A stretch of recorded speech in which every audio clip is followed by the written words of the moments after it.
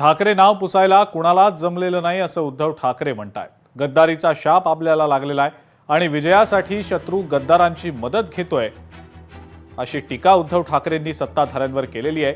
दोन व्यापाऱ्यांकडून आपल्या मुळावर घाव घालण्याचा प्रयत्न होतोय, मात्र या दोन व्यापाऱ्यांच्या गुलामीमध्ये मी जगणार नाही। मुंबईवरचा भगवा उतरवून काय मिळालं असा सवाल सुद्धा उद्धव ठाकरेंनी विचारलाय। मतं विकत घ्याल पण मन कशी विकत घ्याल असाही सवाल उद्धव ठाकरेंनी आता उपस्थित केलेला आहे। आता जय महाराष्ट्र हेच धोक्यात आलेलं आहे। आता पुन्हा जय महाराष्ट्र म्हणायला सुरुवात करा। महापालिकेमध्ये आपला निसटता पराभव झालाय, आता आपण पुन्हा एकदा नव्यानं सुरुवात करू असं उद्धव ठाकरे म्हणतायत।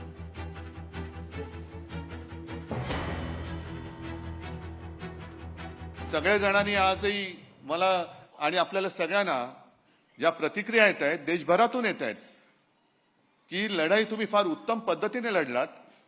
जो एक आभास किंवा जे चित्र निर्माण केले गेलं होतं की आता बस संपली, शिवसेना संपली, ठाकरे नाव पुसून टाकणार, त्यांना तुम्ही रोखलत। आणि हे महाराष्ट्र फक्त करू शकतो, हे फक्त महाराष्ट्र करू शकतो। मुंबईकरांनी आणि इतरत्र सुद्धा सगळ्यांनी विचार करायला पाहिजे की अरे आपल्याला जपणारं कोण आहे, अडीअडचणीच्या वेळेला धावून येणारं कोण आहे आणि आपल्या आयुष्याचा व्यापार करणारं कोण आहे, आपलं आयुष्य विकत घेणारा हे आपल्याला वेळेवरती धावून येऊन जीव वाचवू शकतं। जीव वाचवणारं कोण आहे आणि आपल्या जीवाचा सौदा करणारं कोण आहे हे सगळ्यांनी एकदा विचार करण्याची गोष्ट झालेली आहे। जेव्हा आपण महाराष्ट्राचा विचार करतो, महाराष्ट्र धर्माचा विचार करतो, तेव्हा जर का इतिहास बघितला म्हणजे अगदी फार शिवाजी महाराज त्यांच्याही आधी जर का आपण बघितलं तर गद्दारी हा विषय का आजचा नाहीये। गद्दारी हा विषय पूर्वापार चालत आलेला आहे, तो आपल्याला एक शापच लागलेला आहे।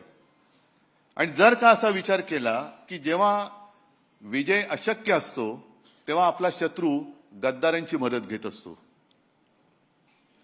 आणि गद्दारी जर का आजपर्यंत भगव्याशी झाली नसती तर अतिशयोक्ती वाटेल, पण या महाराष्ट्राने जगाचा इतिहास बदलून दाखवला असता।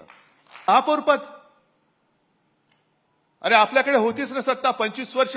या मुंबईकरांनी आज सुद्धा आपल्याकडे नाही म्हटलं तरी काय मतं कमी नाही झालेली। सगळे गड आपण राखलेले आहेत, हे ह्याचं कर्तृत्व तुमचं आहे, माझं नाहीये, हे कर्तृत्व तुमचं आहे। जे जे मुंबईचे गड होते ते गड मुंबईचे आज सुद्धा शाबूत आहेत। आपण ही लढाई कशी दिली, यावेळेला पहिल्या प्रथम मुंबईमध्ये सुद्धा पैशाचा वापर केला गेला।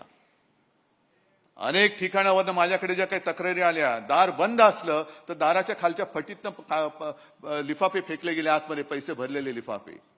विकत घेताय तुम्ही महाराष्ट्र? मत विकत घ्याल पण मन कसं विकत घ्याल? आणि जी जिवंत मन आहेत ती आज सुद्धा माझ्या भगव्यासोबत शिवसेना प्रमुखांच्या शिवसेनेसोबत आहेत, हे परत तुम्ही दाखवून दिलेलं आहात। हीच आपली ताकद आहे। लोकशाही मराठी ऐका, पहा, जागरूक रहा।